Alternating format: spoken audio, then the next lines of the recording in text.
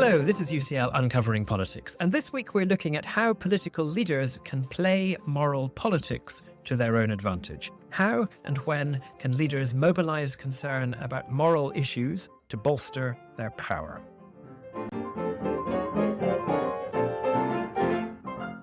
Hello, my name is Alan Rennick, and welcome to UCL Uncovering Politics, the podcast of the School of Public Policy and Department of Political Science at University College London. It has often been said that if a government is in trouble with voters, one thing that can help it out is a threat to the country's security. The public will then rally round the flag and the government's fortunes will revive. And certainly we have seen big increases in support, for example, for Margaret Thatcher's government amidst the Falklands War of 1982, or for the Bush administration in the United States in the wake of 9/11. But for a government to engineer such a threat against its own country would be, to say the least, foolhardy. And let's be clear, there's no suggestion that at all that was the case for the Falklands or 9/11. Government can talk up or exaggerate existing security threats. We might think of President Trump's deployment of military forces in various US cities, for example. But are there alternatives to this securitization route? Can those in power distract publics from political troubles in other ways? Well, a new study explores one such possibility. It looks at the degree to which governments can use moral issues as alternatives to security threats. And drawing on evidence from experimental research conducted in Turkey, it concludes that they can. The author of that study is Dr. You say, I was thinking about your surname and thinking, oh, I've got to get this right. I should have said at the start, by the way. Don't worry about if you want to repeat anything that I've said in the introduction, that's absolutely fine. So don't worry about Alan's already said stuff, so I can't. Just feel free to answer as you wish. We're almost there. The author of that study is Dr. Daniel Schulte, Associate Lecturer. The author of that study is Dr. Daniel Schulte, Associate Lecturer in Protest, Revolution and Qualitative Methods, there's a title, here in the UCL Department of Political Science. And I'm delighted that Daniel joins me now. Welcome, Daniel, to UCL Uncovering Politics. It's great to have you on. And before we go into your own analysis, can we maybe explore the background a little bit further? I suggested there that leaders can sometimes use security threats, perhaps also exaggerate, even create such threats in order to advance their own interests.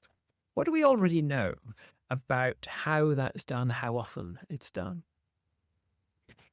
Hi, Alan. Thank you so much for having me on the podcast. Yes, there is a large literature called Rally Around the Flag or Diversionary War literature, which argues that leaders can turn to security threats. And you're right to point out that often these threats are real ones that occur, but other times they can manipulate information about these threats and bolster them. And you gave some great examples from the literature already with the Falkland Wars and 9/11. So just to turn to the 9/11 example, Bush's support and popularity spiked to approximately 90% after the events of 9/11. And other governments around the world often turn to security. So an example I use in the paper is the Turkish government often politicizing Kurdish security issues. So a minority ethnic group in the southeast of Turkey and northern Syria. And they often politicize these during election periods, specifically between 2015 and 2019. And another example in the paper comes from India, where the Indian government highlighted an alleged terrorist threat within Pakistan before the 2019 election. So those are two examples that the paper discusses in terms of the security literature. So this idea of security being used, the security threats being used by leaders in power in order to strengthen their position is quite a kind of familiar one. In the paper that we're talking about here, you want to look at something slightly different from that, and you want to study whether moral issues can be used in a similar way. Why was it that you wanted to get into that question? So my PhD thesis and book project focuses on the role that morality policy issues like abortion, LGBTQ rights, and religious education can play for would-be autocrats coming to power and trying to stay in power. And so this article was one of the chapters of my PhD thesis, and it provides experimental evidence for one of the uses that would-be autocrats can use morality policy, which is to maintain power, or what we call regime maintenance. They try to stay in power, and morality policy issues is one of multiple different tools in a toolbox that they can turn to. So we'll get on to exploring the rest of that, the PhD thesis and the book project towards the end, hopefully. But for the moment, let's focus in on this particular segment. So you were talking about the way in which they can use moral issues in these sorts of ways. What do we actually mean by moral issues here? Yes. So morality issues are non-economic, value-based topics that involve conflicts over norms about the right way of living. And two types of morality issues that I focus on in the paper are ones over religious buildings or religious sites, and the other one is focused on traditional family values. And why would we expect? Well, first of all, before I ask that, you said there that you're focusing on authoritarian leaders in this work. Is that right? Correct. So in Turkey, the term that's often used is electoral authoritarian. So somewhere between a full authoritarian and a democracy, sometimes called like a hybrid regime. And okay, and your argument is that, or your hypothesis is, your expectation is that leaders of that kind are likely to use moral issues in order to try to shore up their own popularity. Yeah. That's the basic argument. Obviously, there's contingency and there's different issues that the leaders can turn to, but the literature has not, in my opinion, put enough emphasis on the role that morality policy issues can play for these electoral authoritarian regimes, but especially ones that have a religious nationalist context where a large percentage of the population would be self-identifying and affiliated with a dominant religion. And can you just spell out for a little bit for us why you would expect authoritarian leaders to use morality politics in this way? I mean, is the underlying mechanism the same sort of thing as we see with security issues? Is it a different kind of mechanism? So the literature on the security agenda setting points to kind of patriotism, so loyalty to the nation among citizens, as being like a major mechanism by which this rally around the flag or rallying around the leader dynamic plays out. So there's like fear of national death or humiliation that can motivate citizens in the face of a security threat like 9/11 to kind of come together, to put aside partisan divides and unite amongst the leader for this specific fight against an alleged enemy. Morality agenda setting works in terms of religious devotion, so loyalty to the religious community. And an important scope condition, as I mentioned, is there needs to be high religiosity citizens or a significant portion of the population kind of affiliated with a dominant religion that provides the source for these religious values. And another mechanism is the fear of the diminishing role of religious values in society. Yeah. So it's actually a similar kind of mechanism, if I understand correctly, to the case of a security threat. It's a kind of threat to the moral values of the society that people are thinking of here. Would that be fair? In general terms, that's correct.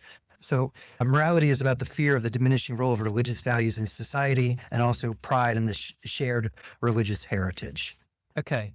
In essence, what you're thinking is that just as with the case of security threat, if we see a leader is facing unpopularity because of corruption scandals or economic troubles, whatever it might be, in the case of a security threat, the idea of rallying around the flag is the idea that, well, if you get people to think that there's a big external threat threatening the nation, then the nation has to come together behind the leader in order to focus on repelling that threat. And people kind of stop thinking so much about the economic challenges or the corruption allegations or whatever it might be were the source of unhappiness. And similarly, in the case of morality politics and the use of morality politics in the way you're describing, the idea, if I understand correctly, but again, correct us if I'm wrong, is that leaders are facing challenges again, and maybe they're facing economic woes, whatever it might be. And they think, how can we kind of bring people around behind me as leader? And the idea, again, is that you get people to fear that there's some kind of threat to the moral order and then they will, to some extent, forget the other concerns and just focus on confronting that threat as a community as a whole. That's correct, Alan. So an important literature that I'm building upon is the authoritarian propaganda literature. And within that literature, there's emphasis on what is called agenda setting. So agenda setting is about shifting the agenda or what the government is talking about in the news or in speeches to an issue that is favorable to the government. And in my paper, I'm focusing on a time in Turkey where there's an economic crisis as well as the COVID pandemic. And these are crises facing the Turkish government. And the idea is that governments want to shift from unfavorable topics like poor economic performance, rising costs of living, inflation, plummeting value of the Turkish lira, and they want to shift to issues that they can own and that they can show as being victories for them. Can you say a little bit about what kinds of moral issues might work here? And that are the different kinds of moral issues, are they all sort of the same? Right. So in my paper, I test two types of morality issues that were already being politicized by the Turkish government at the same time. And so the paper goes in the history of those two issues to say that this is not just an experiment that is kind of making up kind of different vignettes or scenarios, but they're actually based upon what the Turkish government was actually already kind of politicizing in the news. So the first issue is the Hagia Sophia Mosque issue. So for the listeners, the Hagia Sophia, was originally a Byzantine church, and this is a hugely famous, yes, extraordinary building in Istanbul. Correct. Yeah. So during the Republican period in Turkey, so this building was a museum from the 1930s up until 2020. And in 2020, the government changed the status of the Hagia Sophia from a museum into a mosque. So that's one, and I situate this very specific case within the literature on religious buildings and religious worship centers and how there are conflicts around the world between different groups of people who are claiming different buildings as part of their religious heritage and culture.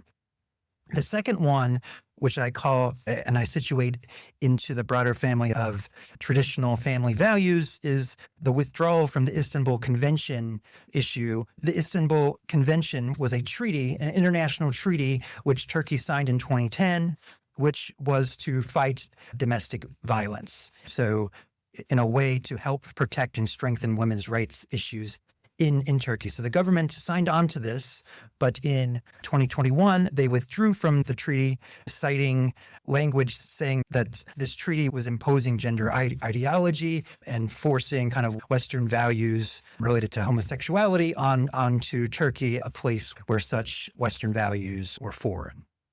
And do you have these two moral issues in the study just because it's useful to have several issues, because it's always possible that one issue that you choose might have some particular issue, some particular features that you haven't really thought of that would skew the results, so it's just useful to have several issues? Or is it that actually you're theorizing a difference between different kinds of moral issue? Based on my research, there are reasons to think that different morality policy issues are not the same, and different issues have different strengths and weaknesses or costs and benefits.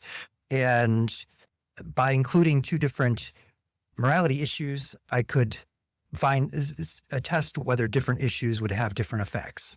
At the same time, these were two important issues that were being discussed by the Turkish government, and I wanted to include them in my survey. Yeah. Okay. So you were kind of theorizing that there might be differences between issues, but you didn't kind of specifically hypothesize that one would have a stronger effect than the other one, for example? That's correct. There was no formal hypothesis from the outset when I pre-registered this to have differences between the morality issues. But that was an interesting finding that came up, which we will get to in just a moment. So a good tease then. Before we get to the findings then, let's just set out the design of this study a little bit more. We've given some hints. We've talked about how this is done in Turkey. We've talked about the fact that you're looking at these two morality issues and you're comparing them with a security threat as well. We've I think we've hinted at the fact that this is done on the basis of a survey of public opinion. Do you want to just set out in a little bit more detail what is the design of the study? So the main method here is a survey experiment that was fielded online to an online panel in Turkey. And the survey was taken by Turkish citizens, and it was fielded by a reliable data company called Dynata, which was formerly Survey Sampling International. And the total sample is a little bit more than 1,000 different respondents, so 1,125. And this was fielded in 2022. Yeah, and we should just make sure everyone's up to speed with this. So by a survey experiment, you mean a survey in which essentially you vary the wording of some of the questions between different respondents. And then you look at how does the variation make a difference to their responses to further questions thereafter. That's correct. So the sample was divided into 4 different groups, and each group had about 270 or 280 respondents in them. One of the groups was the control condition, which the respondents getting that condition were reminded about the poor economic situation. So recently, the economic situation in Turkey has garnered headlines with increasing prices and inflation and the decreasing value of the Turkish lira. And then in the security issue treatment, the respondents also read that same prompt about the poor economy, but then they were told to imagine that the government made a statement on the matter. Turkey and the region has been facing serious security challenges. Turkey's struggle for survival is more important than the increased cost of living. So that's the security issue treatment.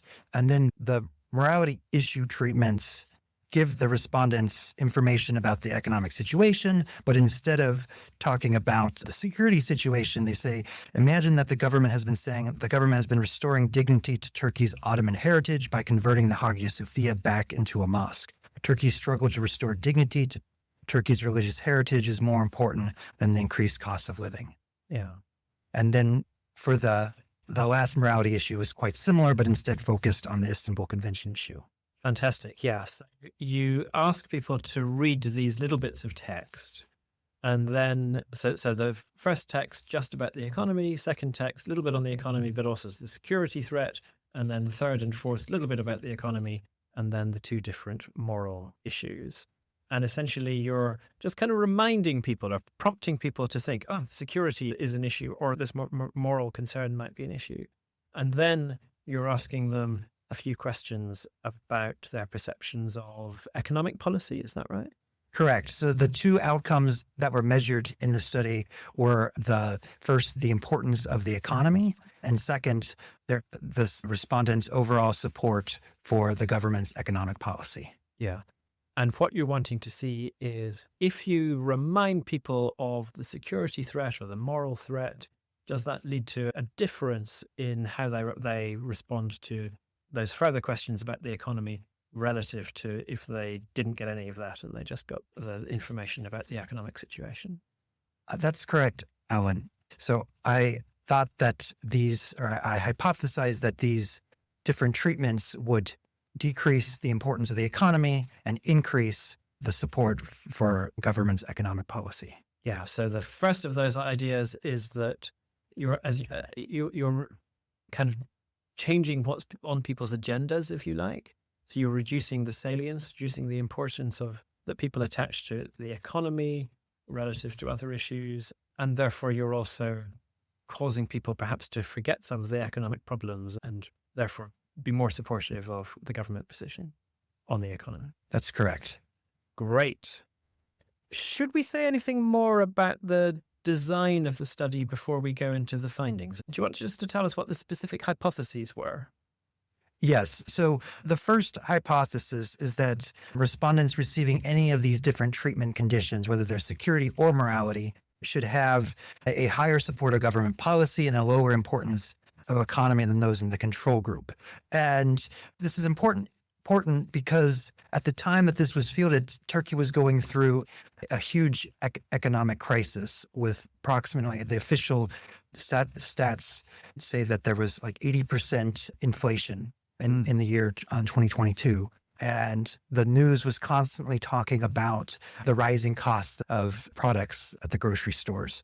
And so while we might think that agenda setting might not be very effective because citizens can go to the grocery store and see that the prices of vegetables and fruits are high, on the other hand, citizens want it, they're hungry for a message trying to explain what is going on. And so the literature I was building upon was predicting that even in this economic crisis, agenda setting should be effective. Okay, so that's the core hypothesis. You've got a few other more specific hypotheses, but let's perhaps get into the results on the sort of core question of whether mentioning these security issues and moral issues makes a difference or not. On that key point, what did you find? So I find that the security treatment had a strong effect on the support for government policy outcome, while the Hagia Sophia morality treatment had a stronger effect on decreasing citizens' evaluation of the importance of the economy. So it's a kind of curious kind of mixture of effects there. Do you have any sense of what's going on there? How should we interpret those findings? So the Hagia Sophia morality treatment had a strong effect on decreasing citizens' evaluations of the importance of the economy, whereas the Istanbul Convention and treatment did not have statistically significant results. So when comparing these two issues, I felt like that these two issues kind of represent different types of morality issues. So the Hagia Sophia issue was more kind of popular amongst the broader population, but there was a significant portion of the population in Turkey that supported the Istanbul Convention and was against the government overturning it. And so that issue was less popular than the Hagia Sophia morality treatment. When it comes to why I didn't find effects for both outcomes for security, I talk about how, so a previous paper that I'm extending by Salem Erdem Aytaç found findings for security when his survey was fielded in 2019 during an economic crisis, but 2022 was even more of an economic crisis. And so while I was expecting to have results for security for both outcomes, in the paper, I suggest that first 2022 was a larger economic crisis than in 2019. And also the discussion on security issues, you have to remember that Russia had just invaded Ukraine at that time. And so this was a changed kind of environment in terms of kind of security issues. And so this is an important kind of context that I think might explain, but future work can really probe in to try to better understand these. But those are two of the explanations that I try to offer in the paper. It's really interesting, though. It gives us at least very preliminary suggestions that there are some circumstances in which politicians, leaders can use morality politics and indeed security threats in order to distract attention from other matters. But there's only so far they can go here. If the other matters are really strong and really kind of forceful in people's minds, then people are not going to be distracted away. So it sounds like you're suggesting that combining your study with previous work done by others, we can start maybe to see a pattern of that kind. The other point to emphasize is that I also had a hypothesis too that was looking at kind of these treatment effects on specific subsets of the population. And I did find evidence for among high religiosity citizens that all three treatments of the security and both the morality issues amongst high religiosity citizens had an effect, a statistically significant effect on shifting their support for government economic policy. Yeah, which is kind of what you would expect given the mechanism that you outlined earlier on, that if it's that people's sense of religious identity in a way is being threatened by what the government is saying it is working against, then more religious people would have stronger sense of religious identity and therefore they would be more affected by that. You would expect that. That's correct. Yeah. Okay. Really interesting. So that is the specific study. We could go a little bit further. There are some more hypotheses there, but time is slightly against us. So let's just think about, do these findings generalize? So you're focusing in on Turkey at, as you've said, a very particular point in time in 2022. Would you expect these kinds of findings to extend to other places, to other times as well? What are you able to say about that? So, an important scope condition for the argument of the ability of morality issues to have an effect in terms of agenda setting is, I think, that we need a religious nationalist context, right, where morality issues have salience. And so in the paper, I say that future work should explore the generalizability of these findings beyond Turkey, perhaps in places such as India, Israel, Poland, Russia, and other countries with a dominant religious tradition and highly religious populations. Yeah. And would you expect these mechanisms to extend beyond kind of authoritarian leaning settings as well? I mean, the examples that I talked about right at the start of the episode were from the UK in the 1980s, the US in 2001, not cases that we would particularly think of as examples of democratic backsliding or anything like that. So the idea that rallying round the flag effects function in well-functioning democracies is, I think, clearly established. Would morality politics be usable in those settings too? I think an important kind of difference between full democracies and electoral authoritarian or fully authoritarian systems or regimes are that in authoritarian regimes, the government has greater control over the media. And because of that, I think that and some work that I've read by others have suggested that these agenda setting effects can have longer lasting duration than those in democracies. Okay, interesting. Good. Something further to study, no doubt, in future work. Final question then. You mentioned at the start that this work comes from your PhD thesis and that you're now turning that PhD thesis into a book looking at morality politics in autocratizing societies. What's the overall thesis of the book? So the overall idea is that morality politics can play two vital strategic purposes for authoritarian governments, allowing them to first neutralize institutional veto players when they're coming to power. So in an initial phase, when they're trying to establish themselves and centralize and consolidate power.